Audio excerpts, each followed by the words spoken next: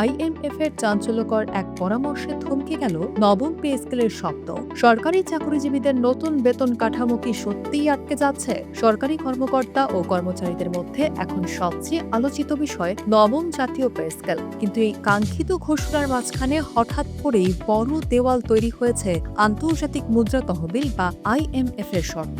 ঋণদাতা এই সংস্থাটির নতুন এক পরামর্শের পর থেকেই নতুন পে স্কেলের ভবিষ্যৎ নিয়ে তৈরি হয়েছে গভীর অনিশ্চয়তা। মূলত দেশের রাজস্ব ঘাটতি ও দুর্বল রাজস্ব আদায়ের চিত্র তুলে ধরে আইএমএফ সরকারকে সাফ জানিয়ে দিয়েছে, এই মুহূর্তে নতুন পে স্কেল বাস্তবায়ন করা ঠিক হবে না। সংস্থাটির মতে এটি অন্তত আরও 2 বছর পিছিয়ে দেওয়া উচিত। আইএমএফ সতর্ক করে বলেছে, ফ্যামিলি কার্ড, কৃষক কার্ড এবং নানা সামাজিক নিরাপত্তা খাতে সরকারের খরচ হুহু করে বাড়লেও রাজস্ব আয় সেই গতিতে বাড়ছে না। এ অবস্থায় অতিরিক্ত ব্যয়ের বোঝা সামলাতে গেলে অর্থনীতিতে বড় ধরনের ঝুঁকি তৈরি হতে পারে। আইএমএফ এর এই অবস্থান সরকারকে বেশ সতর্ক করে তুলেছে। বিষয়টি নিয়ে উচ্চ পর্যায়ে শুরু হয়েছে জোর আলোচনা।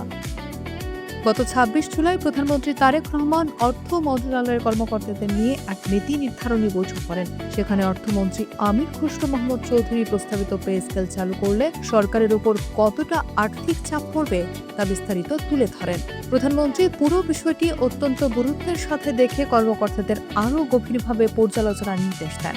এখন প্রশ্ন উঠছে, তাহলে কি পে স্কেল আটকে গেল?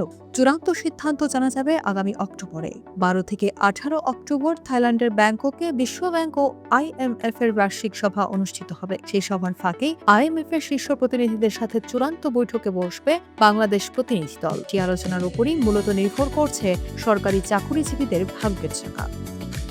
তবে আইএমএফ এর পরামর্শে কি সরকার পে স্কেল বাতিল করে দেবে? অর্থ মন্ত্রণালয়ের সূত্রে জানা গেছে, সরকার কিন্তু মোটেও এই প্রস্তাব থেকে সরে আসেনি। কর্মচারীদের দীর্ঘদিনের দাবি এবং বর্তমান জীবনযাত্রার ব্যয়ের কথা মাথায় রেখে বিকল্প পথ খুঁজছেন প্রশাসন। সরকার চাইছে আইএমএফ এর এই শর্ত পূরণ করেও কিভাবে চাকরিজীবীদের স্বস্তি দেওয়া যায়।